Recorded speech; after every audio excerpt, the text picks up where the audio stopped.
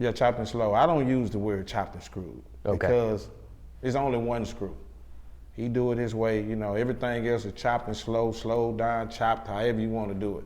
If it ain't screwed, it ain't screwed. I just go by that, and that's just what it is to me. You know what I'm saying? So when I use the term of slowing it down, or I just use chopped and slow or slowed down or that type of term. So you have a double disc. The second disc is chopped and slowed. Mm-hmm.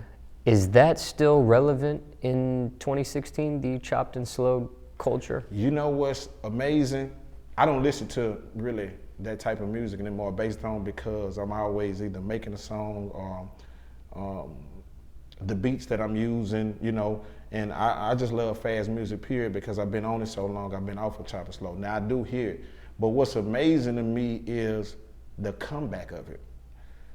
I caught my son listening to some chopped and slow, and it you know, hey, it blew my mind. So it's definitely not gone. When we find out about it when we don't put it in there. If I don't put this disc in there, I'm not really preventing this from happening, but all the chopped and slow DJs, they're gonna get the CD and chop it and slow it anyway. So you're gonna find it on the streets. I still know people, and I'm not talking about a handful, lots of communities and cultures of people who still haven't transferred over to fast music. They still only listen to their music this way. So if I was to just drop the CD plain in the next week or so, you know, like it would already been chopped and slow, and it would already been around. This region, this state, this area is definitely not gone. Now I seen a time period where I seen it slow down. I seen it not be as relevant as it was. I mean, relevant as it was, but now I'm seeing it start to pick up. So I want to make sure that coming from my roots and what I do and where I come from, I want to make sure I still feed the fans that. Now let me ask you this. In 2016, when people listen to chop and slowed versions of records or albums, are they under the influence? Are they high when they listen to it? Or is that something that sober people get into? That was always a misconception anyway. That let me just go back and fix that for some of the fans. That was always a misconception that we got under the influence or we was drinked out or smoked out and we made that. The music that we made is fast.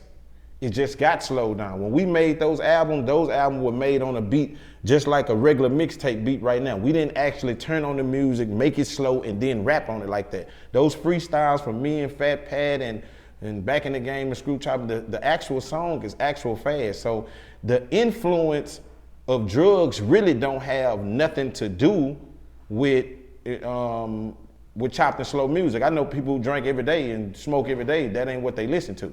So now don't get me wrong, it serviced that culture of kind of fans because this is the type of area that we in, but the idea was never to go in and get loaded and then make a chopped and slow CD. You can make a chopped and slow CD just as sober.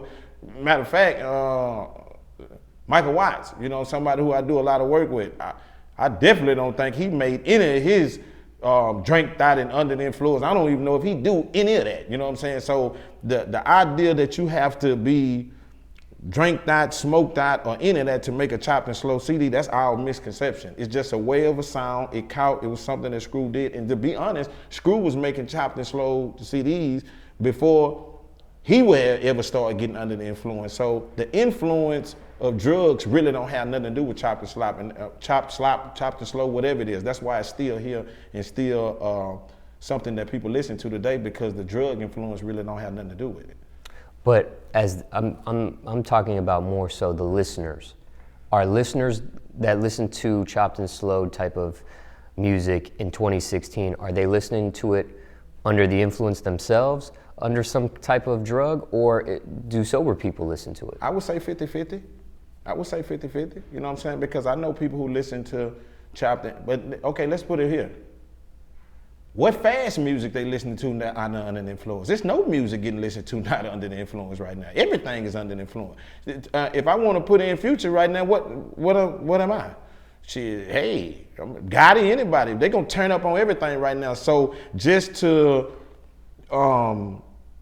put those type of fans or those type of listeners straight to the music, that only type of people listening to that music is people that's under the influence, I wouldn't say that. I would say 50-50. And I would say it's no different than, to be honest, I think the turn up era under more influence than way more than the chopped and slow thing, because the turn up era and the new music that we under, they're under pills, mollies, cocaine.